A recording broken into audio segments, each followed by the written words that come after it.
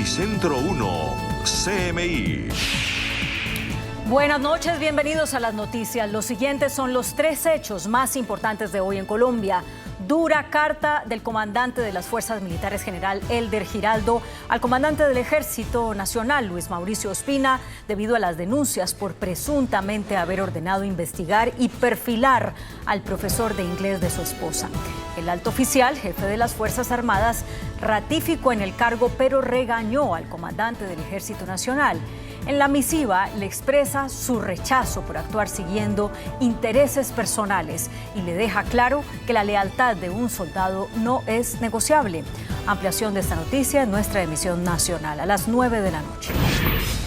Sanitas llega a un acuerdo con Audifarma. Según el compromiso, desde el 16 de noviembre, el gestor farmacéutico Audifarma entregará los medicamentos especiales que dejará de distribuir Cruz Verde a los usuarios de esa EPS por falta de pago. Sanitas realizó un llamado urgente al gobierno para revisar la insuficiencia de recursos, mientras que el ministro de Salud afirmó que es responsabilidad de la EPS entregar medicamentos a los pacientes. Ampliación de esta noticia en nuestra emisión nacional a las 9 de la noche. Se disparó el reclutamiento infantil en Colombia por parte de grupos armados. Un informe de varias organizaciones del Cauca denunció que entre enero y octubre de 2023, solo en ese departamento, fueron reclutados más de 160 niños, niñas y adolescentes, pese al cese el fuego y a los diálogos en curso con varios grupos armados. Según Indepaz, el 25% de las personas que están en armas son menores de edad, es decir, 1 de cada 4 personas en armas es menor de edad. Ampliaremos esta noticia en nuestra emisión nacional a las 9 de la noche. Las siguientes son las noticias más importantes del mundo hoy. Catástrofe en la salud de Gaza. Más de 20 hospitales están destruidos o fuera de servicio por la ofensiva. Aumenta la ofensiva de Israel en el norte de Gaza. Hamás propone liberar algunos rehenes a cambio de 5 días de tregua en Gaza. Multitudinaria marcha en Washington en favor del pueblo de Israel. Inflación sorprende a analistas en Estados Unidos y baja más de lo esperado. Argentina sigue padeciendo niveles récord de inflación. Octubre cerró en más de 142%. Revelan fotos de la cocaína encontrada en la Casa Blanca. Con Claudia Palacios y Margarita Ortega. La Organización Mundial de la Salud denunció que la mayoría de hospitales en Gaza han dejado de funcionar por falta de combustible y por los ataques del ejército israelí. Agregó que al menos 7 bebés han fallecido. Tras los continuos bombardeos a Gaza, 22 de 35 hospitales han dejado de funcionar.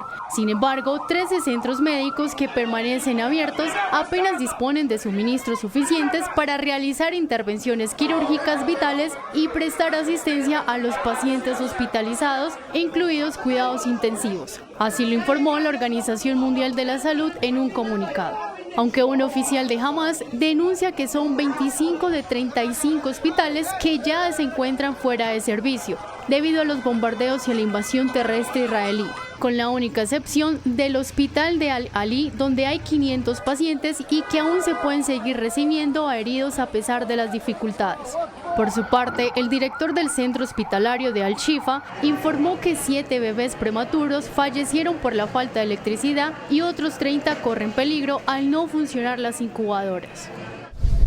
بداية بس بحب أضيف المعلومة المهمة أنه مستشفى الرنتيس النصر للأطفال هو أكبر مستشفى للأطفال في فلسطين وليس في قطاع غزة، يحتوي على جميع الأقسام التخصصية.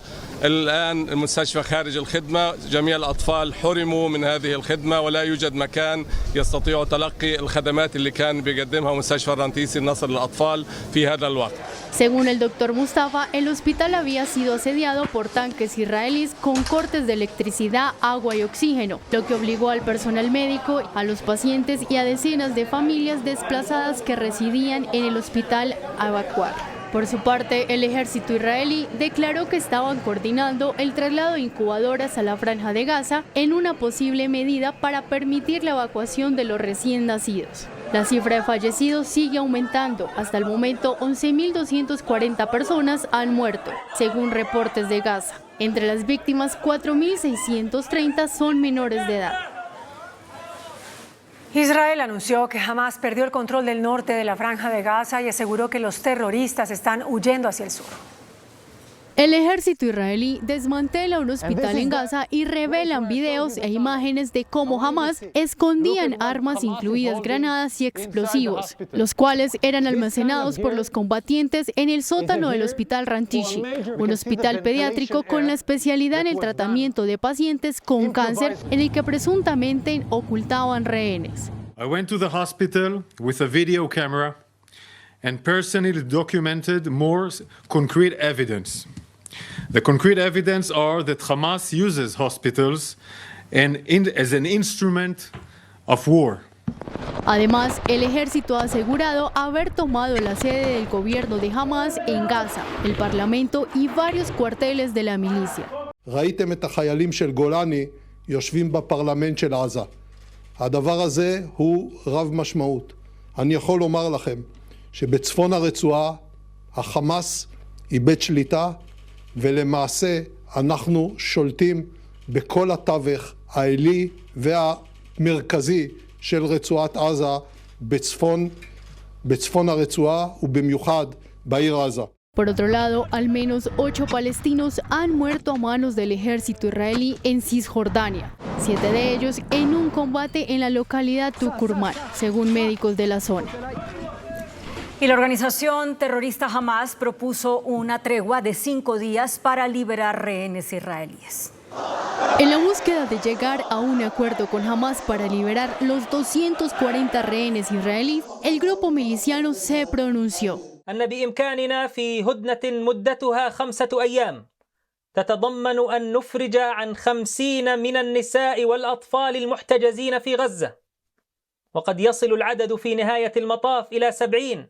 Además, dijo que Israel no le importa matar a sus rehenes, así como había acabado con la vida de un soldado rehén, el cual tenía un llamamiento a ser liberado desde el inicio de la guerra, pero en un bombardeo por Israel falleció. Por su parte, las familias exigen que Israel apruebe el acuerdo para que puedan liberar a los rehenes de Gaza. Entre tanto, decenas de miles de personas marcharon en Washington, la capital de Estados Unidos, a favor de Israel. Un mar de banderas israelíes, pueblos judíos y partidarios se reunieron en el Capitolio de Estados Unidos este martes. Israel will cease their counteroffensive when Hamas ceases to be a threat to the Jewish state. Esto sucede mientras Israel lleva su lucha de represalia contra Hamás. El peaje en la infraestructura civil de Gaza ha sido devastador. Algunos asistentes a la marcha temen que las imágenes gráficas de la guerra puedan sacudir la postura pro-Israel del presidente Joe Biden. La denominada Marcha por Israel se produjo cuando el conflicto armado entró en su 6ª semana y el primer ministro israelí Benjamin Netanyahu continuó rechazando los llamados de cese el fuego, lo que le valió numerosas críticas de la comunidad internacional. Quienes protestaron dijeron que no solo pedían el regreso de los rehenes, sino que querían subrayar el derecho de Israel a permanecer libre de violencia y el derecho de las comunidades judías en América del Norte y en todo el mundo a vivir libres de odio. La inflación en Estados Unidos sorprendió a los analistas, pues bajó más de lo esperado. Cayó a 3,2%.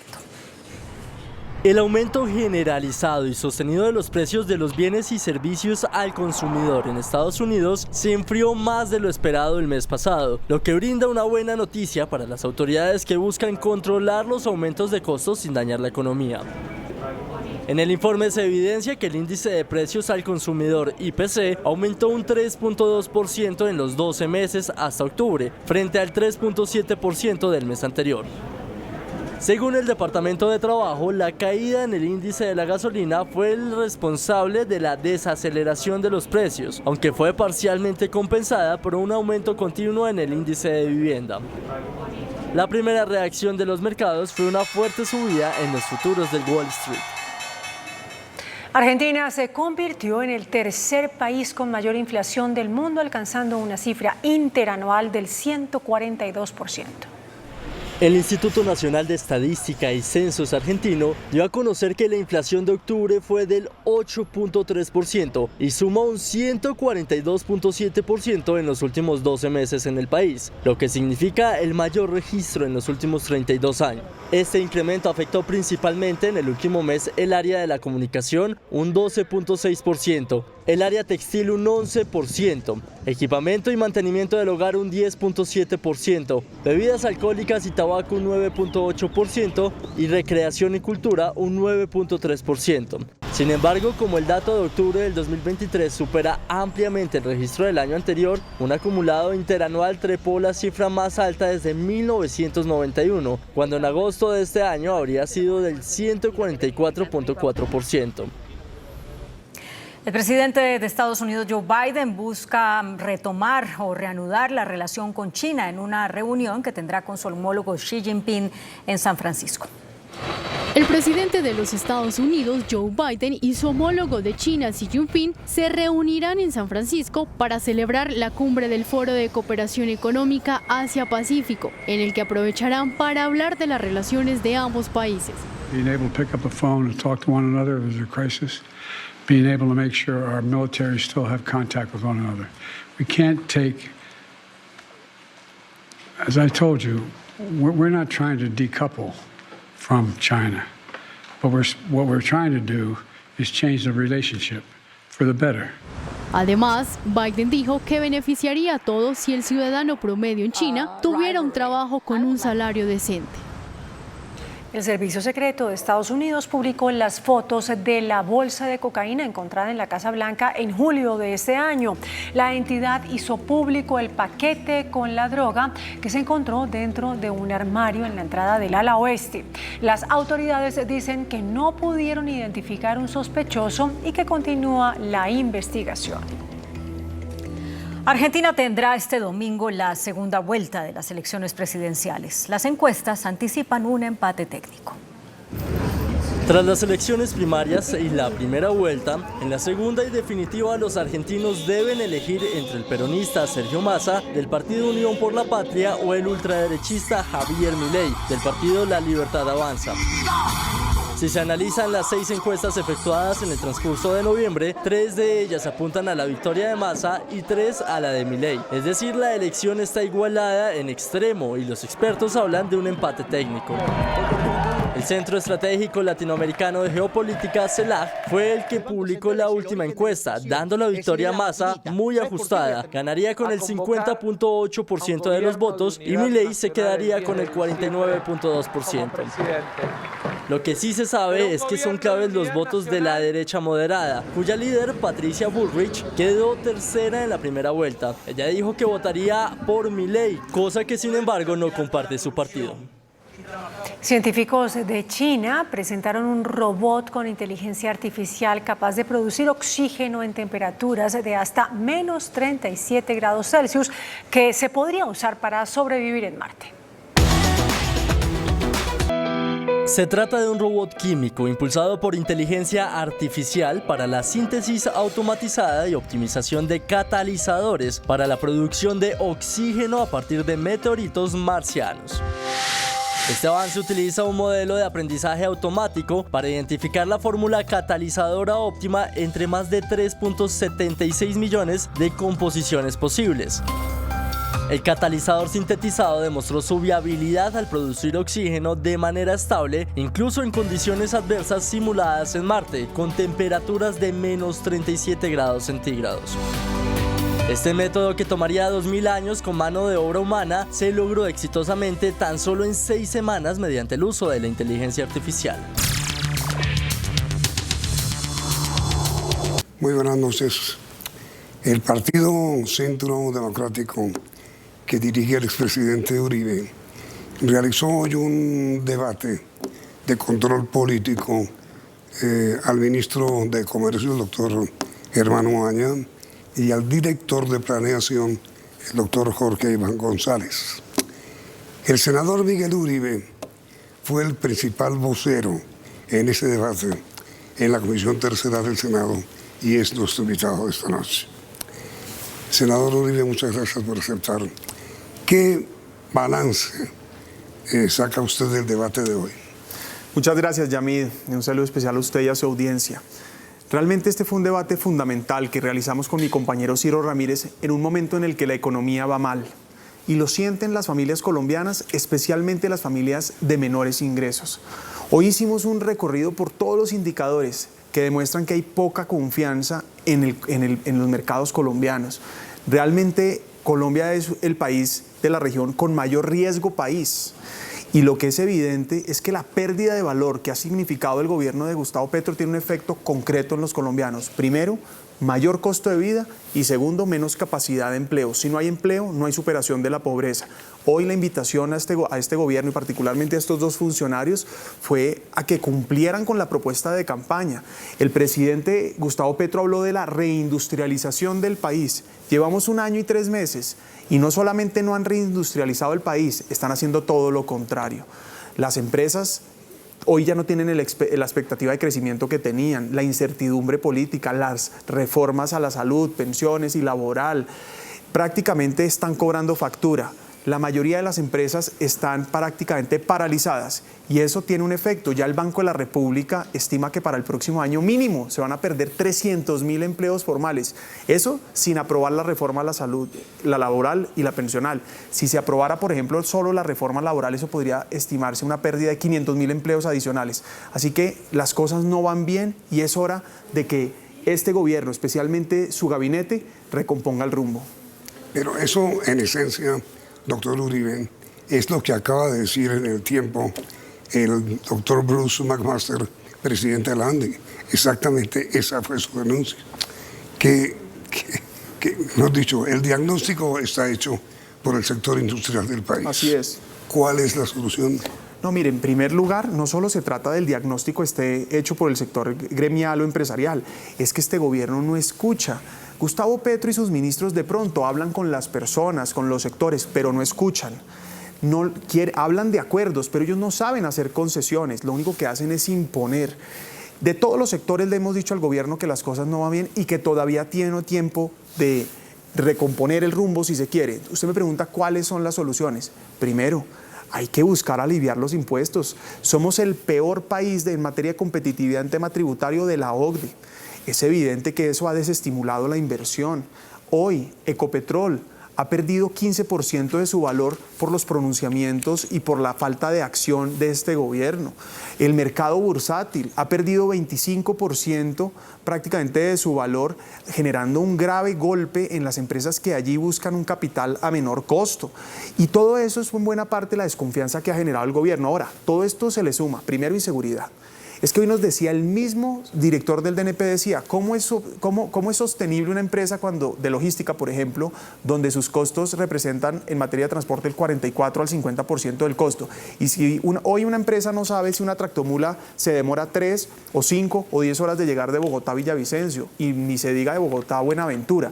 Y buena parte de eso es la inseguridad, Yamid. Es que aquí usted tiene que sumarle que la inseguridad que hoy estamos viviendo solo es comparable con la que teníamos hace 20 años. Y eso lo que implica es que el sector productivo no confía en este gobierno, no confía en el país, y pues eso es un golpe durísimo, vuelvo repito, especialmente para las familias de menores ingresos. Pero mire, doctor Uribe, lo que la opinión pública se pregunta hoy es por qué usted hizo el debate sobre esta situación que evidentemente es cierta y que el país la siente, citando precisamente a quienes tienen la mejor imagen de todo el gobierno, al ministro de Industria y al director de la Nación. Bueno, esa es una buena pregunta porque mi conclusión en el debate fue la siguiente. Yo insistí que Gustavo Petro nos ha dado muestras de cómo en el tiempo, en su paso por la alcaldía y ahora en la presidencia, no sabe escuchar, ya lo dije, solo impone, no reconoce errores, solo justifica lo que sucede, se victimiza, se excusa en terceros. Es decir, si los colombianos esperamos que Gustavo Petro tome acciones para corregir el rumbo, estamos absolutamente equivocados, no lo va a hacer. ¿Quiénes tienen hoy la responsabilidad de hacerlo? Por lo menos de alzar su voz de protesta o por lo menos buscar tener un nuevo liderazgo, sus ministros. En este caso, Germán Umaña y en este caso Jorge Iván González. A quien usted cita. Claro, pero es precisamente para decirles, pero además lo hicimos de manera convocante y de manera propositiva. Es que lo que les dijimos es que nosotros estamos de acuerdo en proteger el sector industrial y los demás sectores del desarrollo productivo. Es que el debate no fue para cuestionarlos, fue para empujarlos, porque ya, como usted lo dice, el diagnóstico está claro, vamos mal en materia económica, pero lo que es evidente es que este gobierno tiene que hacer algo. Yo les dije incluso, ustedes señores, son personas responsables, son personas conocedoras, han sido sensatas en su vida laboral. Llegó la hora de ser valientes. Señores, párensele al gobierno y háganlo reaccionar. Y ese es el punto del debate, porque mire, nosotros defendemos el crecimiento económico no como un fin, sino como un medio para superar la pobreza. Hoy les insistí, Colombia ha tenido la mayor reducción de pobreza fue del año 2002 al 2017. Bajamos de 66% la pobreza a 33.7%. Y según FEDesarrollo, el 72% de esa superación de la pobreza se explica por crecimiento económico, el 20% por educación y solo el 8% por subsidios. ¡Qué paradoja! Este gobierno está haciendo lo contrario. Le está apostando todo a los subsidios, poco a la educación y nada al crecimiento económico. Y si eso sigue así, el daño va a ser irreversible. Y yo les mostraba hoy los costos laborales si se aprueba la reforma laboral. Ya les decía que el Banco de la República estima que se pueden perder más de 500.000 empleos si se aprueba la reforma laboral. Pero el aumento de costos para todos los sectores va a ser enorme. Entonces uno se pregunta, dicen una cosa, pero hacen otra. Y hoy el punto es que estamos todavía en un momento en el que se puede retomar el rumbo. Yo hoy vi al ministro de Comercio y al director de Planeación con una actitud, diría yo, receptiva. Lo que tengo claro es que hacen parte de un gabinete absolutamente sectario. Y no solamente sectario, sino que reducen las discusiones a la ideología, a los caprichos del momento de Gustavo Petro. Y eso hace imposible que lleguemos a acuerdos. Aquí no se trata de hacerle daño al gobierno y mucho menos al país, pero sí se trata de llamar la atención en un momento donde todavía estamos a tiempo. Es decir, usted lo que aclara es que no los citó para enjuiciarlos, sino para apoyarlos y pedir que le enviaran ese mensaje a un presidente que, según usted mismo, no escucha. De acuerdo, precisamente. Pero a ver, no, para hacer una precisión, no. Es importante insistir en el diagnóstico. Es decir, es importante que los colombianos sepan que lo que Gustavo Petro está haciendo en materia económica está haciendo daño. Que lo diga Bruce McMaster el domingo es importante, pero que lo digamos en todos los sectores también lo es. Es fundamental que los colombianos entendamos que el problema actual económico es responsabilidad de este gobierno. La caída de la vivienda, como bien usted lo recoge. El problema de las exportaciones e importaciones es que, ojo a esto, Yamid, la reducción en materia de importaciones solo es comparable a la pandemia. Es decir, Petro ha tenido el mismo efecto en las importaciones y las exportaciones que la pandemia más grande que hemos tenido que vivir en nuestra historia reciente. Las exportaciones han bajado en 14% y las importaciones en 20%. No han sido capaces de aumentar las exportaciones no tradicionales, es decir, productos que tradicionalmente no exportaba a Colombia, venían teniendo un aumento del 40-60% en los últimos años, particularmente en los últimos 2 años, y estamos en un decrecimiento. Es que hoy estamos al borde del decrecimiento. Entonces el diagnóstico es importante y hay que desenmascarar este gobierno para llamar la atención. Lo segundo es que también hay que invitar a sus ministros, en este caso al ministro del Comercio y al director del DNP, a que asuman su responsabilidad como ministros de Estado. Y es que llamen la atención dentro del Consejo de Ministros, que le digan al presidente, ojo, lo que está pasando no está bien, y por supuesto que recompongan el rumbo, por lo menos con una valentía. Ahora, súmenle que ellos también tienen una responsabilidad. Por ejemplo, el ministro de Comercio. La ejecución del Ministerio de Comercio en materia de inversión va en 24%, se acabó el año. Y entonces uno también dice, bueno, si usted tiene plata para apoyar la industria, la innovación, para promover los sectores y no la gasta, aquí ya no pueden seguir echándole el cuento a los colombianos que es que estamos mal por los gobiernos pasados. Aquí no pueden seguir cuestionando, por ejemplo, hoy parte del debate fue la apertura económica, por favor. Usted puede creer que hoy el ministro de Comercio nos decía, es que hemos tenido problemas por la apertura económica. No, perdón. Si todos los indicadores demuestran que la apertura económica ha sido más beneficiosa que perjudicial. Ahora, que sí reconocemos que hay cosas que faltan por hacer, pero esa es la tarea que tenemos que hacer entre todos los colombianos. A mí me preocupa el talante de este gobierno, pero todavía tengo esperanza, porque es que yo quiero que a Colombia le vaya bien. Llegó la hora, yo le decía hoy al ministro, mire, ya no hablemos más de la apertura económica. Él hizo su exposición, yo hice la mía. Pero lo que es evidente es que eso para los colombianos de hoy es carreta. El que tiene hambre lo que necesita es una solución hoy, y los que hoy tienen la batuta es el gobierno de Gustavo Petro. Pero mire, doctor Uribe, en el debate el director de planeación dijo que frente a la crisis económica que evidentemente afecta al país, hay tres causas. Uno, el limitante que establece el Banco de la República con sus altas tasas de interés. Primero. Bueno, eso es muy fácil. Las tasas de interés en el banco reflejan la alta inflación que hoy hay. Y uno tiene que admitir que la inflación en el mundo entero comenzó a finales de la pandemia, en lo que es pospandemia en el 2021, pero lo que tampoco podemos olvidar, y hoy se lo recordé, es que de acuerdo al Banco de la República se aceleró en Colombia la inflación a unos niveles que no llegaron en el resto de América Latina en ese momento por cuenta del paro violento del 2021. Es decir, el efecto de haber bloqueado las vías del país, de haber tenido que desperdiciar alimentos, como usted lo recuerda en el paro del 2021, llevó a que se acelerara la inflación. Primer punto. ¿Y por qué lo menciono? Perdón ahí.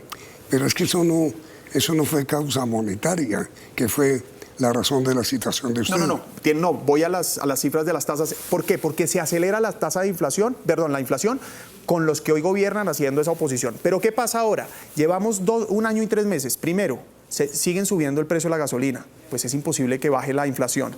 Segundo, le pusieron impuesto a la comida. Se estima que 1 o 2 puntos de inflación va a crecer por ese impuesto de los alimentos ultraprocesados y las bebidas. Tercero, hay omisión porque de fondo no ha pasado nada concreto para que estimule la producción o que genere algún alivio precisamente para aliviar los costos, especialmente de los productores. Es que no podemos olvidar que el primer año de Gustavo Petro llegamos a una devaluación del dólar de 5.000. Eso obviamente golpeó también la inflación, producto de la volatilidad y riesgo país. Conclusión, si no se le puede atribuir toda la inflación a este gobierno, claro que tiene algún grave responsabilidad, pero concuerdo, las tasas de interés pueden ser un limitante, pero no se le puede atribuir todo, porque es que incluso con altas tasas, si no hubiera incertidumbre y hubiera confianza inversionista, podría seguir avanzando el país. El problema de fondo, mire, no hay un negocio. Puede preguntarle a los constructores, a cualquier sector, a los logísticos, a los transportadores, a cualquiera. Son capaces de superar las tasas de interés, siempre y cuando haya confianza. Sí y no. Los transportadores de carga han dicho que ellos no pueden hacer descender la tarifa debido precisamente a los costos de transporte que tienen que asumir.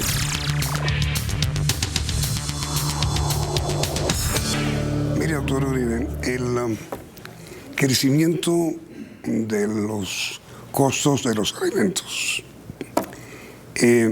Los transportadores dicen que el transporte de carga les ha aumentado los costos en un 44%.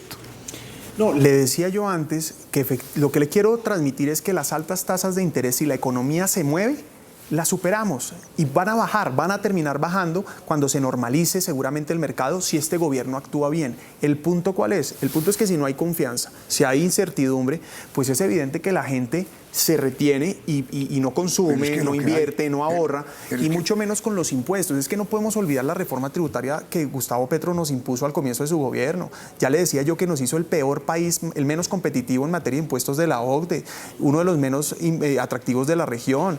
Cualquier empresario, usted lo sabe, toma la decisión de irse a un país que sea atractivo invertir y mantiene el mercado en Colombia, pero no paga impuestos en Colombia, no genera empleo en Colombia, ni trae inversión a Colombia.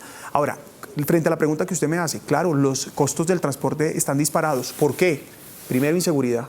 Es que llevamos más de 550 bloqueos en rutas nacionales, pero esta vez ya casi que con complacencia del gobierno nacional. El gobierno no llega a aliviar el bloqueo, prácticamente llega a alentarlo. Tenemos un problema de inseguridad donde los grupos guerrilleros y el Clan del Golfo vienen creciendo, tienen mayor presencia territorial. El Clan del Golfo pasó de 12 a 20 departamentos, el ELN de 3 a 6, las disidencias de las FARC está prácticamente donde estaban las FARC antes del 2002. Es muy grave lo que está pasando para los transportadores. Y si usted a eso le suma la baja infraestructura, peor. Mire otro dato, Invías tiene una ejecución del 45%. Entonces, no ejecutan la plata. Extorsionan a los gobernadores y ahora a los antioqueños, por ejemplo. ¿Cómo es posible que el presidente de Colombia le diga a Antioquia que no le va a dar la plata para terminar las vías 4G? Mire, a propósito, esa es una denuncia que hay que insistir. Nunca habíamos visto, estoy seguro que usted tampoco lo había visto, un presidente que se reuniera solo con los gobernadores que le caen bien, los electos que le caen bien. Esa forma de gobernar sectaria... Que son Putumayo y Guainía. ¿Sabe qué es lo paradójico? Que invitó 14. De los 14, de verdad, 2 son de él.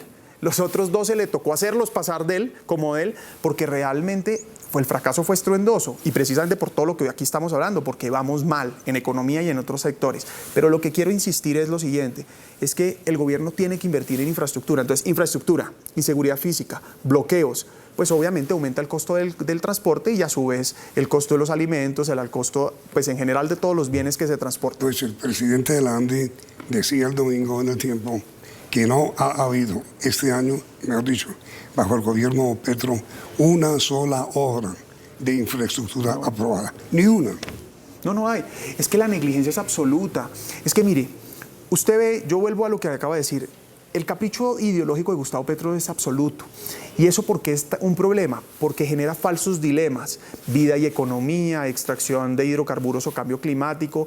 Y cuando genera esos falsos dilemas nos lleva a unas discusiones que ameritan tener una posición absoluta. Cuando usted y yo tenemos posiciones absolutas, por definición no podemos llegar a un acuerdo. Hoy necesitamos un liderazgo mucho más convocante, que entienda que las decisiones en política se deben tomar o en administración pública con técnica y evidencia y no con caprichos ideológicos. Esos caprichos ideológicos están llevando a que tenga problemas con el gabinete. La interinidad en este gabinete es absoluta. La incapacidad ni se diga, ya le hablé de la ejecución. Este es el gobierno con peor ejecución en los últimos 11 años. Los resultados están cobrando factura, o más bien esto está cobrando factura. Ya le di varios indicadores económicos de cómo se está golpeando la economía y cómo eso repercute en los hogares que nos están viendo. Y lo más triste es que las personas de menores ingresos que este gobierno dijo defender son los que más están sufriendo. Porque paradójicamente el rico que quiere golpear este gobierno sobrevive.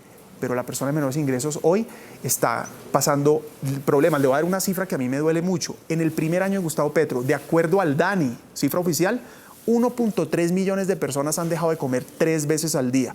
Es decir, no solo está haciendo daño, sino concretamente está generando hambre y le pone impuesto a la comida, imagínese usted. Entonces el punto es que, sí, como dice Bruce, no hay obras, pero no en infraestructura, en nada. La incapacidad es absoluta y pues eso va a cobrar factura.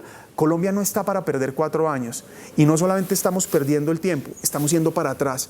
Este cambio, efectivamente, como lo habíamos dicho en campaña, no fue para cambiar lo que no funciona, sino fue para cambiarlo todo y eso nos está llevando en reversa. Yo he dicho lo siguiente, es torpe cambiar lo que no funciona, con el pretexto de cambiar lo que no funciona, destruir lo que sí sirve. Eso es torpe, nadie lo hace, ni usted en su casa, ni las personas que hoy nos están viendo. ¿Cómo es que Gustavo Petro nos dice que para cambiar lo que no funciona hay que destruirlo todo? Eso es lo que hace en salud, en pensiones, con el mercado laboral y pues lo que hoy está haciendo con la economía colombiana. Pero mire, doctor Uribe, en el debate que usted promovió hoy, el señor ministro de Industria dijo, entre otras cosas, que el pago del servicio de la deuda es de 112 billones de pesos. Es decir, es una suma, estaba viendo yo, superior al presupuesto de inversión en Colombia. Entonces, un país totalmente endeudado y tiene que pagar ese servicio. Claro, pero aquí vale la pena aclarar lo siguiente. Primero, la relación del presupuesto de inversión y el servicio de la deuda históricamente ha sido muy similar y por lo general el servicio de la deuda siempre es algo superior. No, pero creció demasiado. Claro, aquí es donde viene. ¿Dónde viene lo importante? Este año, 2024, la situación cambió y lo que anunció el director del DNP es que el próximo año, en el 25, la relación va a ser absolutamente desproporcional, el pago de la deuda va a ser altísimo y la inversión va a ser casi la reducción al 70%. ¿Sabe qué le dije yo al final? Claro, ministro o director del DNP, pero esto es responsabilidad también de ustedes, porque ellos lo que están haciendo es anticipando hoy la inversión que no tienen, es decir, puesto de otra manera, hoy se van a gastar la plata del futuro, este año se van a botar la casa por la ventana, así que el problema el próximo año es responsabilidad también de este gobierno. Entonces, ¿qué pasó? Este gobierno, paradójicamente, acusó al gobierno de Iván Duque de que había dejado el país endeudado. gracias a la recuperación económica venía mejorándose todos los pronósticos del marco fiscal de mediano plazo y prácticamente se estaban cerrando esas brechas a una velocidad más rápida de la que estaba prevista inicialmente por el Comité Autónomo de la Regla Fiscal y por el mismo gobierno. Íbamos bien. Este gobierno dijo, me voy a comprometer, por ejemplo, dijo, voy a hacer una reforma tributaria para pagar la deuda. Falso, hicieron reforma tributaria, se adicionaron los recursos y para el pago de la deuda con la reforma tributaria prácticamente 0 pesos, 0.6% de la reforma. Es decir, este gobierno, ¿qué está haciendo? Ya estando en el gobierno, dice, esta es mi oportunidad para gastar y entonces no paga deuda, se endeuda más y adelantó los gastos para este presupuesto, el gasto para este presupuesto, dejando comprometido el 25. Y súmele una cosa, de los 502 billones de pesos que tiene para este año, presupuesto histórico, 57 billones de pesos son inciertos. Lo dijo el Comité Autónomo de la Regla Fiscal y se lo dijimos en el debate. Tienen gastos inventados para justificar, ingresos inventados para justificar gastos. Todo eso está llevando a que en el 25 pase esa relación que está planteando el director. Va a ser desproporcionado el pago de la deuda. Y termino con esto. Gustavo Petro renegoció la deuda del país y le tocó unas tasas altísimas, claro, por el mercado internacional, pero también por el riesgo país. Usted más que nadie sabe que cuando usted le va a prestar a alguien que tiene riesgo, le cobra más. Y eso es lo que está pasando con Colombia. El mercado internacional ve un riesgo. No hay nadie más cobarde que $1 o $1. La plata sale corriendo cuando ve riesgo. Y en este caso, ven riesgo país y subieron la tasa. Todo lo que acabo de aquí narrar es lo que va a llevar a que el 25, y es cierto, tengamos una decisión muy compleja que tomar. El gobierno va a tener que pagar más de 100 billones de deuda, de servicio de la deuda, y va a tener una inversión limitada. Pero contra lo que usted dice, sí, hay calificadoras que benefician un poco al país, al gobierno. No, al revés, lo que hemos visto ya anuncios de calificadoras que han venido anunciando. Hay algunas, acepto, pero hay otras que no. Bueno, pues, pero no es que lo vean bien, es que no han tomado la decisión de hacer una bajada de calificación, pero tampoco se han pronunciado favorablemente. Pero mire, varias, desde JP Morgan o muchas más, o Moody's. Pero le voy a dar otro ejemplo que no lo mencioné. Si bien le hablé de la pérdida de valor del mercado bursátil, no le hablé, por ejemplo, del riesgo que tenemos, que prácticamente es un hecho. Vamos a pasar de mercado emergente a mercado frontera. Quiere decir que se va a destruir por completo el sector bursátil. Entonces hoy decía el ministro de Comercio, hace una reflexión sobre el capital, yo le decía, mire, es muy importante para las empresas que están en el mercado bursátil tener capital a menor costo, que es lo que realmente pasa en la bolsa de valores. El mercado bursátil de Colombia no es muy grande, eso es verdad, pero es muy importante para las empresas que allí están. Y este gobierno, con todo este riesgo país y con todo lo que aquí hemos narrado, va a darle un golpe fulminante al mercado bursátil, eso sin contar la reforma tributaria que también golpeó. Pero usted me ha dicho, doctor Uribe, que el origen de la situación al ministro de Industria y al director de Federación, que son los funcionarios que mejor imagen tienen dentro del gobierno, que lo solicitaron para que le contaran al presidente esta situación de dificultad de la economía. Pregunta final, ¿usted sí cree que le van a contar? Mire, esa es la pregunta más difícil para un funcionario público. Cuando uno es funcionario, yo lo decido, uno tiene que tener claro que los principios y los valores no se negocian y que incluso si defenderlos lleva a perder el puesto, hay que hacerlo. Yo sí creo que lo deberían hacer. Si usted me pregunta que si creo, probablemente no lo hagan, porque hablar con Gustavo Petro no es fácil. Pero este es el momento para que ministros como esos se paren en el Consejo de Ministros y hagan algún tipo de llamado. ¿Usted cree que lo harán? Pues yo espero que sí. Hoy les voy a dar el beneficio de la duda, pero es verdad. Si usted sé que espera que sí, usted también ha dicho que el presidente no oye. No, de acuerdo, pero usted me está preguntando es por la actuación de los ministros, no por la receptividad del presidente. Pero entonces quedamos en las mismas. Primero, que él no acepta críticas. Es verdad. Segundo, que él no oye la crítica. Entonces. Es verdad. Lamentablemente ese fue el presidente que algunos colombianos eligieron. Hoy, por fortuna, estamos despertando en Colombia. Ya le ganamos hace 2 semanas en las elecciones locales, hay que prepararse para el 26. Pero lo que es evidente, Yamid, es que hoy queda claro que el diagnóstico de la economía, en el diagnóstico de la economía, vamos mal. Y vamos mal porque este gobierno tiene una alta responsabilidad en lo malo en la economía. Todavía hay tiempo para que recompongan el rumbo y tomen acciones. Confío que así sea. Yo soy de la oposición y creo que hay que hacer mejoras y cambios, pero no destruir. Y siendo de la oposición estoy convencido de que a Colombia le tiene que ir bien. Ojalá, ministros, presidente, reaccionen. Doctor Miguel Uribe, muchísimas gracias por haber aceptado su invitación. Muchas gracias. Ha sido usted muy amable. Y ustedes, televidentes, por la sintonía. Gracias por estar aquí y gracias por continuar aquí. Que pasen buena noche. Noticentro 1, CMI.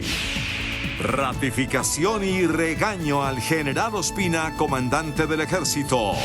Intereses personales no pueden poner en peligro nuestra credibilidad, dice comandante de Fuerzas Militares.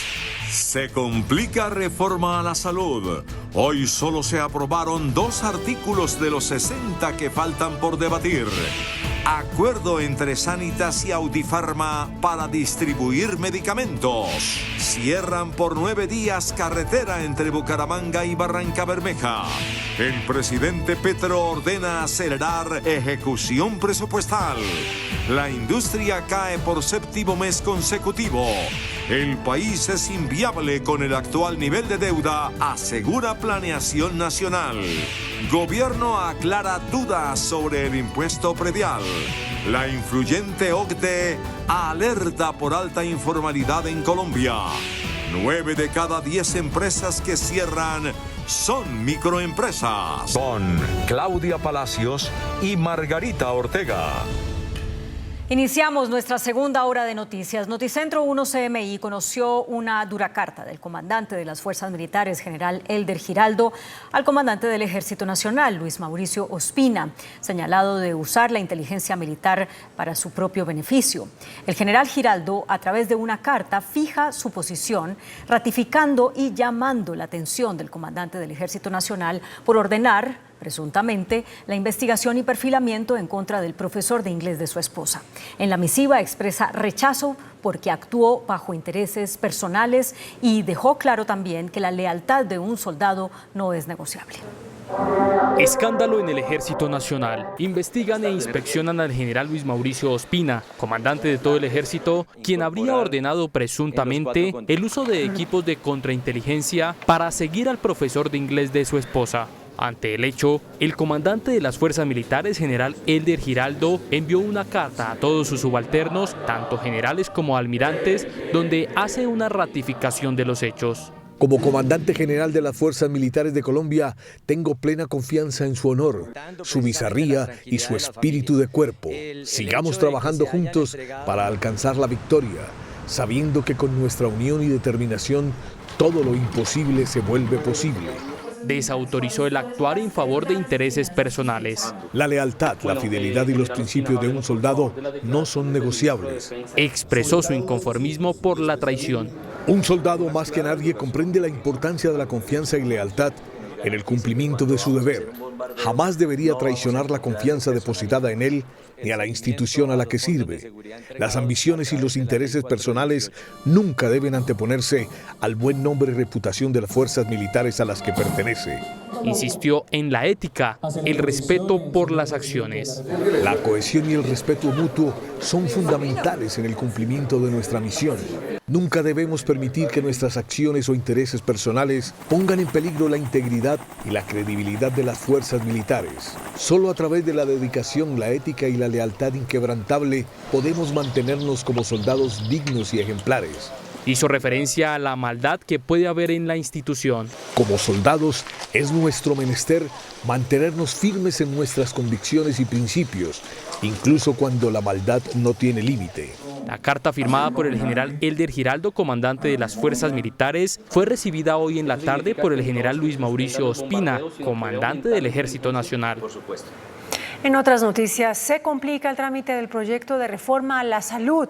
Tras un agitado debate en la plenaria de la Cámara de Representantes, solo se aprobaron 2 artículos. ¿Por qué es tan acalorado? Porque es que el negocio tiene que acabarse con esta reforma. No más negocio. Este fue el resumen que realizó el ministro de Salud de la sesión de hoy en plenaria de Cámara, que duró más de 5 horas, pero solo se votaron 2 artículos por las fuertes discusiones entre congresistas. Una de las denuncias fue la de la representante Catherine Jubinao. Presuntamente están llegando hojitas de vida de partidos para cuadrar la reforma a la salud. Eso es una falta de respeto para mí. Una proposición para aplazar el debate de ese proyecto también generó discordia. A mí no me pagaron aquí para venir a jugar. A mí me pagan por venir a trabajar, a debatir, a presentar proyectos de ley. Por favor, respetemos este país, respetemos este Congreso. Que implique que el Gobierno Nacional le está dando aval fiscal a este proyecto de ley. Entonces, en ese sentido, doctora Olga Lucía, nosotros estamos en todo el derecho. Usted que pide respeto, yo le pido al Gobierno Nacional respeto por esta corporación y respeto por el país. La votación del artículo 42 volvió a dividir a los representantes. Varios partidos independientes denunciaron que con ese artículo se aprobaría la designación a dedo de los directores de hospitales. Son unos tramposos, son unos mentirosos con la ciudadanía. Ustedes de verdad deberían demostrar que es el cambio y así se les hunda esta reforma, deberían hacer las cosas bien. Y se terminó concertando una proposición que modificó el artículo propuesto por el Gobierno Nacional. Me siento saboteado con esa gritería. El artículo inicial que proponíamos nosotros, pues efectivamente no logra la consideración de las mayorías y creo que eso es un mensaje que estamos buscando espacios de concertación. El debate se reanudará mañana a las 9 de la mañana. Entre tanto, la EPS Sanitas logró un acuerdo con Audifarma para el suministro de medicamentos a los pacientes fuera del plan de beneficios en salud. A través de un comunicado, la EPS Sanitas anunció que después de un acuerdo con Audifarma, asumirá la financiación de medicamentos especiales desde el 16 de noviembre, día en el que Cruz Verde dejará de distribuir esos fármacos a usuarios de Sanitas por una deuda que supera los 400.000 millones de pesos. Para garantizar la continuidad inmediata de la dispensación de los medicamentos no PBS, hemos llegado a un acuerdo con Audifarma, empresa con más de 25 años de experiencia en gestión farmacéutica y con presencia a nivel nacional. Invitó al Gobierno Nacional a revisar los recursos que son girados a esas entidades. Esta grave situación afecta a todo el sector, ya que la insuficiencia presupuestal y financiera se mantiene e impacta a los diferentes actores del sistema. Esa es su responsabilidad. Aquí se les paga lo que está presupuestado, lo que está comprometido y estamos al día con ellos, o sea que la función es cumplir. Sanitas aclaró que Cruz Verde seguirá entregando medicamentos que están dentro del plan de beneficios. Se dispara el reclutamiento de menores en Colombia por parte de los grupos armados. Un informe de varias organizaciones del Cauca denunció que entre enero y octubre de este año han sido reclutados más de 160 menores.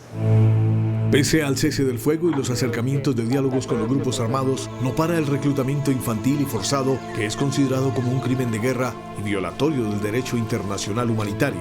De enero a octubre, según la Asociación de Cabildos Indígenas del Norte del Cauca e Indepaz, han sido reclutados 164 niños. El 25% de las personas que están en armas son niños. Entonces, 1 de cada 4 personas en armas son menores que están siendo reclutados forzosamente. Y este es un drama que están viviendo no solamente las comunidades indígenas, afrodescendientes, campesinas, en todo el departamento y en todo el país.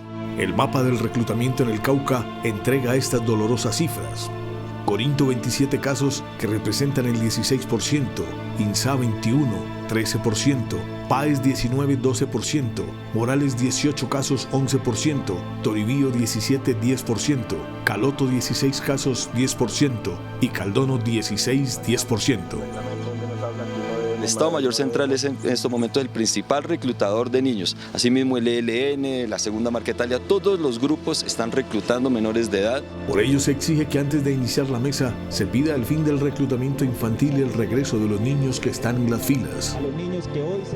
Pues a propósito del Estado Mayor Central, esta organización al margen de la ley anunció que mantiene vigente el acuerdo del cese el fuego y que desea regresar a la mesa de diálogo para corregir los errores que se han presentado en las conversaciones de paz. Decreto de cese al fuego. En un comunicado dirigido a responder las críticas del ex negociador de paz y hoy senador Humberto de la Calle, el llamado Estado Mayor Central dice que no es una colcha de retazos y rechaza la vía militar para solucionar el conflicto. Nosotros seguimos el cese del fuego por la paz de Colombia, porque conocemos del sufrimiento que causa la guerra, no por miedo. Nuestras unidades han respetado los acuerdos y lo seguiremos haciendo. Esperamos poder corregir los errores en la mesa de diálogos y esperamos de los delegados del gobierno mayor seriedad y compromiso. Enlazar la vigilancia privada con la fuerza pública es una estrategia que analiza el gobierno nacional para combatir delitos como el hurto. Al respecto se pronunció el ministro de Defensa, Iván Velásquez. Se llevó a cabo en Bogotá la primera cumbre de seguridad global donde el ministro de Defensa, Iván Velásquez, anunció la revisión de un decreto que regula las redes de apoyo que funcionan en el país entre la vigilancia privada y la policía. Revisando precisamente el decreto, gracias al conocimiento que se puede tener de manera inmediata por la información que desde los operarios de la seguridad privada pueda recibir la Policía Nacional, reacciones oportunas, inmediatas, que generen entonces tranquilidad, seguridad para nuestras poblaciones. El decreto consagraría las redes de apoyo que sería entre fuerza pública y vigilancia privada. Y el ministro de Justicia, Néstor Osuna, propuso la designación de investigadores extranjeros para combatir la corrupción.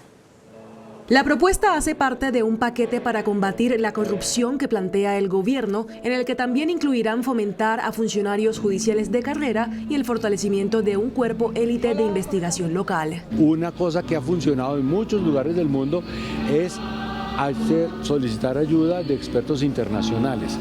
¿Cuál es la ventaja que tienen los expertos extranjeros?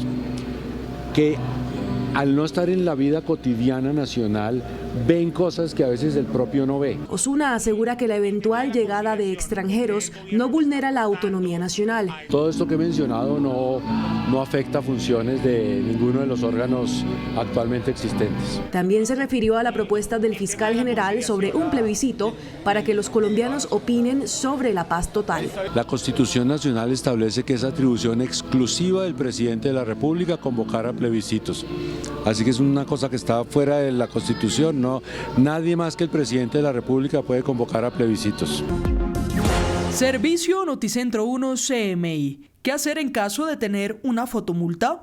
La notificación de un comparendo electrónico llega a la dirección física que figura en el Registro Único Nacional de Tránsito. No va a llegar al correo electrónico. Si el ciudadano no está de acuerdo con el comparendo de tránsito, podrá solicitar una audiencia de impugnación por medio de los canales de atención dispuestos por la Secretaría Distrital de Movilidad. Se obtiene el 50% del descuento en el valor de la sanción si realiza el curso y pago entre el 1 y 11 día hábil. Por trabajos en la vía, la carretera que une a Bucaramanga con Barranca Bermeja permanecerá cerrada por 9 días. El nuevo cierre total desde hoy y por 9 días de la vía Bucaramanga-Barranca Bermeja tiene un claro propósito. Recuperar la doble calzada a través de material granular, base y subbase, y hacer un monitoreo para poder revisar si se siguen generando movimientos en masa y si no, poder dar una recuperación completa a la vía. Por eso hasta el día del jueves estará cerrada la vía. Este cierre obligará al sector transporte a tomar la siguiente ruta alterna. La ruta alterna que se ha generado es a través de Bucaramanga, Río Negro, San Alberto de la Lizama, para poder brindar condiciones de seguridad al pasajero. Una vez se logre la estabilidad del terreno, la concesión vial Ruta del Cacao e Invías anunciará la fecha de pavimentación de las dos calzadas que hace 45 días se perdieron tras el hundimiento de más de 200 metros de carretera por una falla geológica. Cerca de 1.500 millones de pesos estimaba ANTI que se pierden al mes por fraude en la facturación del servicio de gas en Bogotá.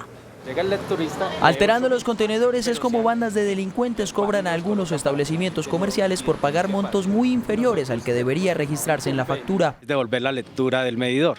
Estas bandas que ofrecen este tipo de servicios lo que hacen es destapar el medidor, quitarle los sellos, quitar los tornillos, destapar esta parte frontal del medidor y manipular el odómetro, se llama, donde están, digamos, la lectura del medidor. Los establecimientos comerciales que más fraude realizan son asaderos, tintorerías, lavanderías, hoteles, moteles y panaderías. Por supuesto, cada vez que manipulan el medidor, por acá pasa gas, todo esto es gas. Y están exponiendo a la comunidad a un grave riesgo, a las personas que hacen esto, sin ningún recato de condiciones técnicas. Las localidades donde se presenta más fraude en el servicio son Kennedy, Engativá, Suba y Usaquén. La Contraloría advirtió que el Fondo Colombia en Paz, la mayor cuenta con la que se financia la implementación del acuerdo de paz con las FARC, presentó irregularidades entre 2021 y 2022. Una de ellas es la del pago a personas fallecidas. La Contraloría sentenció en una auditoría de cumplimiento que hay un incumplimiento material adverso, pues encontraron falencias en la ejecución del proceso de pagos directos efectuados a los beneficiarios de las subcuentas de reincorporación y sustitución de cultivos.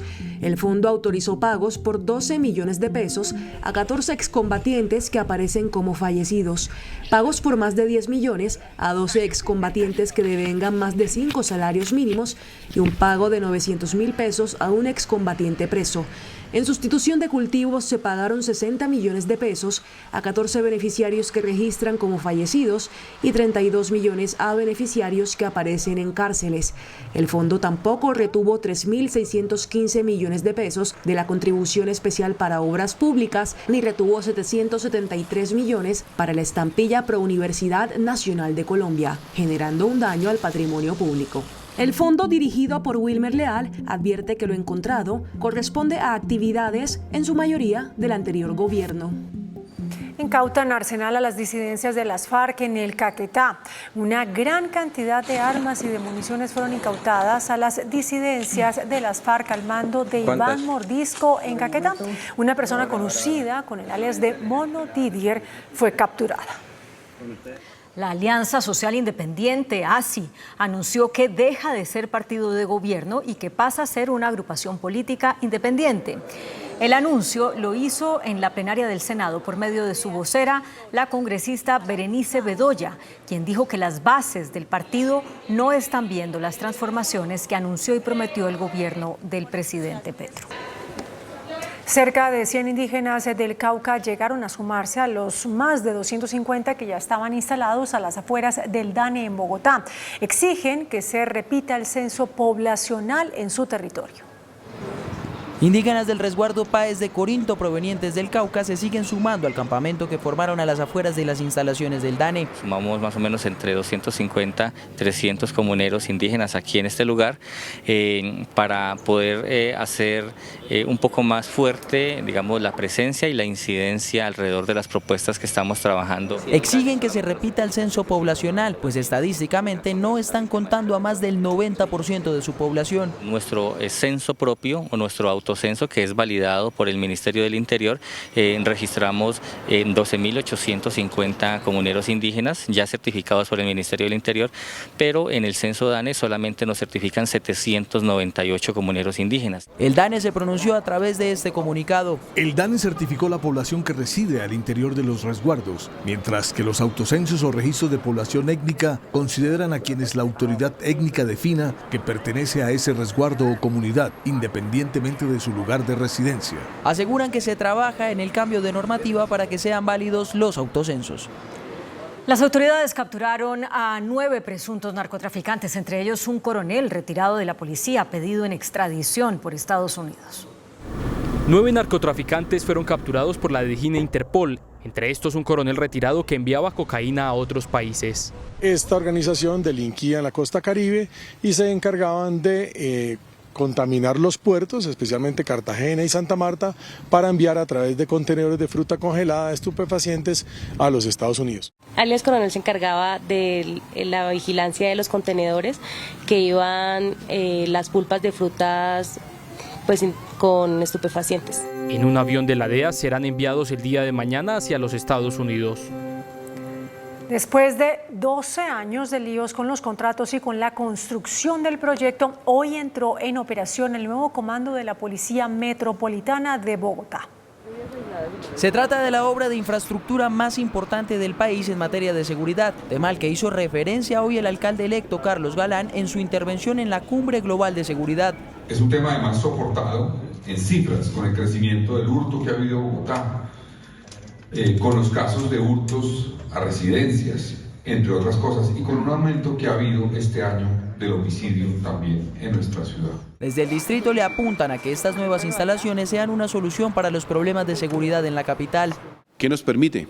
Concentrar todas las capacidades de la policía de Bogotá en una sola instalaciones. Acá tenemos la Policía Judicial, la Seccional de Inteligencia, el GAU, la Protección, toda la parte administrativa y operativa de la Policía de Bogotá. Serán más de 32.000 metros cuadrados para el funcionamiento de diferentes comandos operativos de la policía. Con el liderazgo de Colombia comenzó hoy en Accra, capital de Ghana, la Conferencia Mundial de Reparativos por las Injusticias y la Esclavitud en África. El embajador de Colombia en Ghana, Daniel Garcés Carabalí, lidera la conferencia a la que asisten representantes de 55 naciones.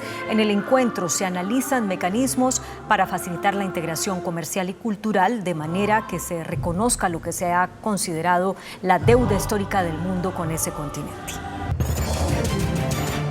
A 2 meses de terminar el año, los ministerios solo han ejecutado en promedio el 54% del presupuesto. Por eso el presidente Gustavo Petro firmó una directiva en la que ordena a su gabinete acelerar la ejecución presupuestal y evitar la intermediación. La noticia económica del día. A través de esta directiva, el presidente Gustavo Petro ordenó a sus ministros acelerar la contratación y eliminar la intermediación. Deberán ejecutar directamente sus recursos y evitarán acudir a otras entidades para que actúen como intermediarios en la ejecución de sus políticas y recursos públicos. Es una directriz del señor presidente diciéndole a todos sus ministros ejecuten ya. Y es que el más reciente informe del Ministerio de Hacienda da cuenta de un rezago importante en la ejecución presupuestal. A 2 meses de terminar el año, solo se ha ejecutado el 54% de los recursos. Hay más de 19 billones de pesos quietos. El presidente está muy preocupado porque algunos ministerios, no hablo de todos, están mandando esos recursos a fiducias, encargos fiduciarios, y esa plata pues en la ejecución se ve alta, pero no se ve reflejada en los proyectos y en los programas del señor presidente. Algunos de los sectores más colgados en ejecución son defensa y policía, agricultura, vivienda, justicia, ambiente y hacienda. Por 7º mes consecutivo, la producción industrial reportó una caída según el DANE. Durante 7 meses consecutivos, la producción industrial del país ha registrado cifras negativas. En junio presentó una caída de 4.8%, julio 7.2%, agosto 8.6% y septiembre 6.9% de caída. Las ventas también fueron negativas en el 9º mes del año, con 5.8%. Y el personal ocupado registró una disminución del 1.8%.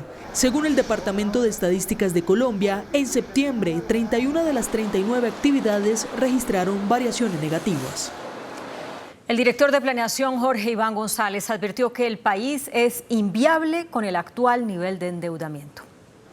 La pragmática respuesta la dio el director de Planeación Nacional, Jorge Iván González, en un debate sobre reindustrialización y el fracaso en ese sentido del gobierno Petro, citado por los congresistas del Centro Democrático, Ciro Ramírez y Miguel Uribe Turbay.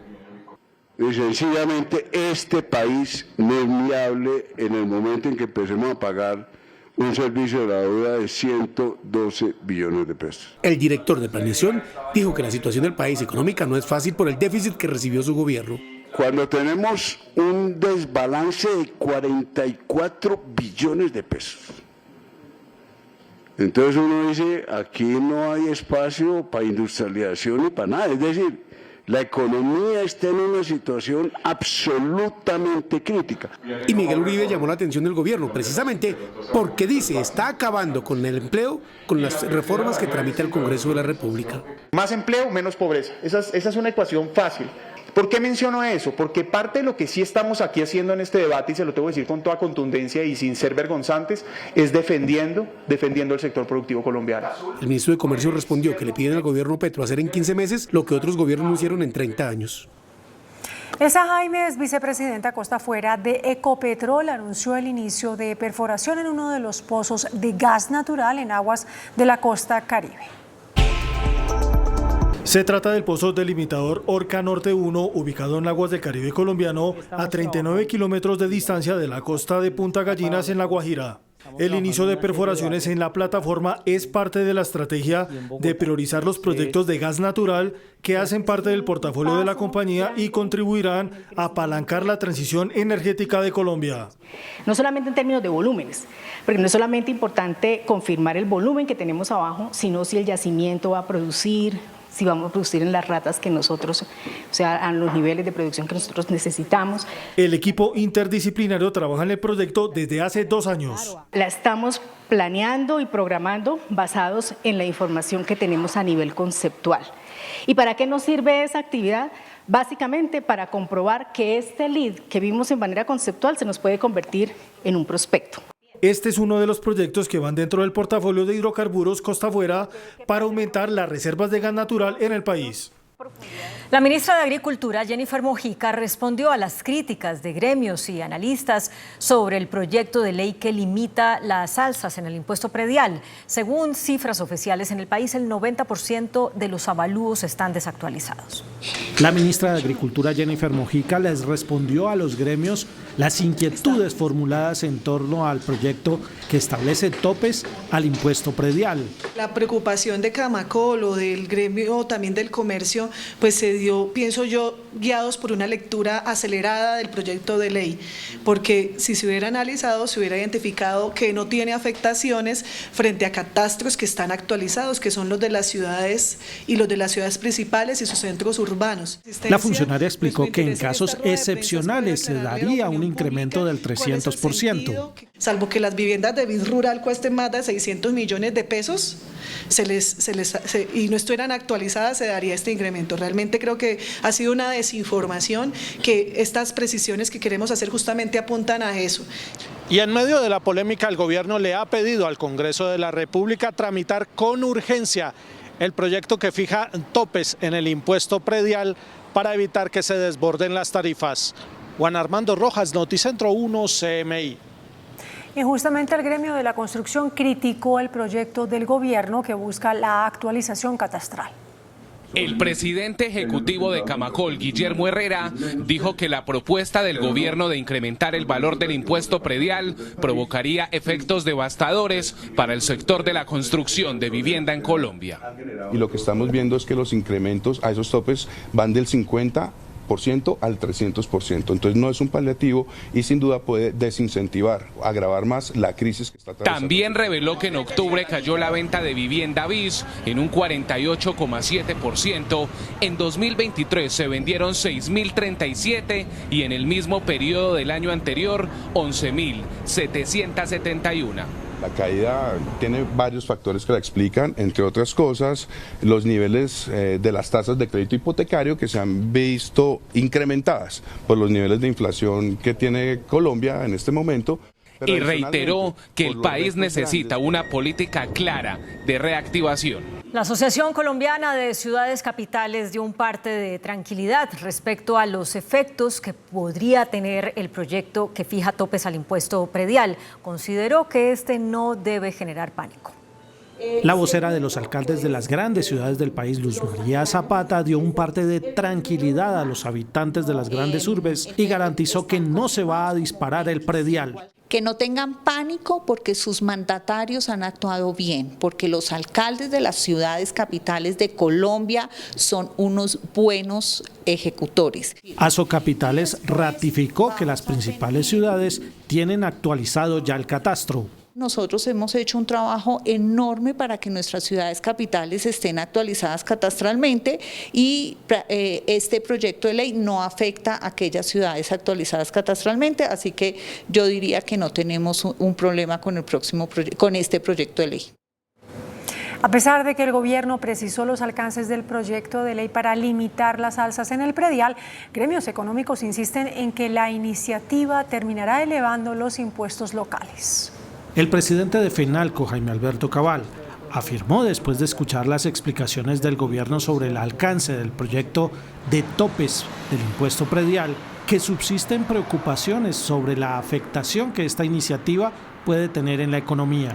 A nosotros nos preocupa muchísimo, si bien es cierto que las ciudades que ya han actualizado no van a quedar incorporadas, pero sí muchos del territorio nacional, especialmente ciudades intermedias, municipios pequeños, municipios rurales, pueden ser sujetos de un incremento muy importante del valor del avalúo catastral. El vocero de los comerciantes les envió el siguiente mensaje a los nuevos consejos municipales. Ser muy cautelosos, porque de lo contrario muchas personas van a perder su vivienda y muchos comerciantes van a perder la propiedad de sus inmuebles. Colombia es el país de la OCDE con mayor tasa de informalidad. Esta organización advirtió que nuestro país supera a sus pares latinoamericanos, con más de la mitad de los hogares en esa condición. En diálogo con Noticentro 1 CMI, el representante de la OCDE para América Latina advirtió que Colombia es el país de la organización con mayor tasa de informalidad. Y en el caso de Colombia estamos hablando que más del 50% de los hogares son totalmente informales. Es una cifra alta con respecto a lo que tenemos en el promedio de América Latina, que se acerca al 45%, y también es superior al resto de países de América Latina miembros de la OCDE. Desde la Organización para la Cooperación y el Desarrollo Económico se formulan recomendaciones para formalizar la economía en Colombia y América Latina. Se necesita generar empleo. Detrás de esto es qué tipo de estrategia productiva, políticas activas que nos ayuden a generar el empleo formal que se necesita, coordinación, consenso entre diferentes actores.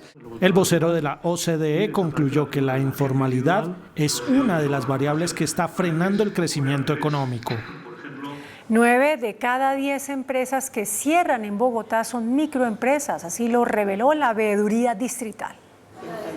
El 99,5% de las empresas que cancelaron su matrícula a corte de agosto de 2023 son pequeñas y medianas empresas, la mayoría para pasarse al sector informal. Esto pues nos genera una alerta importante porque pues las empresas son el tejido económico, en este caso de la ciudad, pero en general del país. O sea, el mundo económico en cierto sentido pues se mueve alrededor de las empresas. A pesar de que la informalidad en Bogotá no es muy alta en comparación con el resto del país, para la veeduría la tasa de 36,8% que se registra en la capital es alarmante. Eso es lo que más nos parece preocupante. Si bien en Bogotá la informalidad es menor que el resto del país, lo que más nos preocupa es que estas microempresas pasan a la informalidad cuando no son capaces de ser sostenibles. A pesar de que reconocen los esfuerzos que ha hecho el distrito por incentivar el emprendimiento y no caer en la informalidad, aseguran que se necesitan más incentivos para pequeños empresarios. 4 operadores se postularon para participar en la subasta 5G en Colombia. El Ministerio de las Tecnologías de la Información y las Comunicaciones recibió las solicitudes de Claro, Sociedad Futura Telecol Colombia, WOM y de la Unión Temporal Colombia Móvil Telefónica para ejecutar el contrato de 5G. La subasta se realizará el 20 de diciembre. El gerente de Colombia Productiva, Aurelio Mejía, anunció un nuevo ciclo de recursos para impulsar pequeñas y medianas empresas. Este martes el Ministerio de Comercio lanzó un nuevo ciclo del programa Fábricas Productivas, el cual busca aumentar los niveles de producción de las empresas del país. Con ello se espera dar herramientas para la reactivación. Se dispone de recursos inmediatos por 23.000 millones de pesos para 1.000 micro, pequeñas y medianas empresas. A partir de un diagnóstico se determina en qué aspectos las empresas tienen que mejorar y después de allí se realiza una intervención durante 60 horas para que las empresas puedan implementar un plan de trabajo con unas acciones a corto y mediano plazo para mejorar esa productividad. En total se han beneficiado 3.226 empresas con más de 63.000 millones de pesos. Los empresarios podrán inscribirse en la página del Ministerio de Comercio para ser beneficiarios. La Bolsa de Valores de Colombia terminó el proceso de fusión con los mercados de Chile y Perú. El anuncio se dio luego de la inscripción en el registro de valores del regulador chileno. Las acciones de la primera emisión de la holding bursátil regional que reúne las 3 bolsas saldrán al mercado próximamente. El precio del dólar inició la semana a la baja por los datos favorables en la inflación de Estados Unidos. El precio del dólar inició la semana a la baja y en la jornada de este martes se cotizó en promedio a 3.963 pesos, lo que representó una caída de 74 pesos. La tendencia se dio por los resultados favorables de la inflación en Estados Unidos, que estuvo por debajo de las expectativas del mercado financiero. El menor costo de vida presume que la Reserva Federal haría una nueva pausa en sus tasas de interés. Para Colombia es positivo en materia de inflación, pero aún se mantienen los riesgos en el costo de vida por cuenta de los incrementos en el precio de la gasolina. De la inflación no sería más del que tenemos hoy día, es decir, que no podemos tener una inflación que vaya bajando con la celeridad que viene. La tendencia se mantendría esta semana. El índice de capitalización de la bolsa, que mide el comportamiento de las 25 principales acciones, cerró al alza. El índice selectivo MSCI Colcap de la Bolsa de Valores de Colombia subió 0,41% a 1.107 puntos.